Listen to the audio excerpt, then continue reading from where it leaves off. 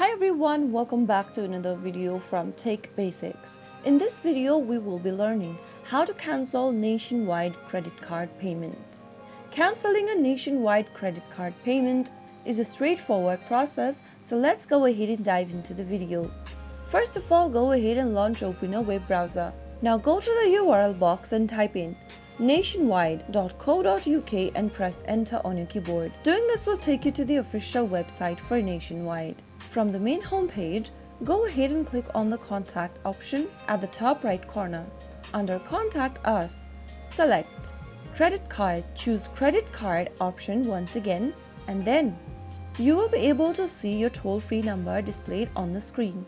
Go ahead and contact to the customer service representative by contacting on any one of those numbers over there and tell them that you would like to cancel your payment from credit card. Speak to a representative about canceling the recurring payment and you will be guided through further information. In another way, you can also visit a Nationwide branch in person nearby. Go ahead and bring your credit card and a form of ID for verification and proceed with the credit card payment cancellation. So that is how it's easily done. If you found the video to be helpful, go ahead and give us a thumbs up. Don't forget to subscribe to our channel by hitting the subscribe button.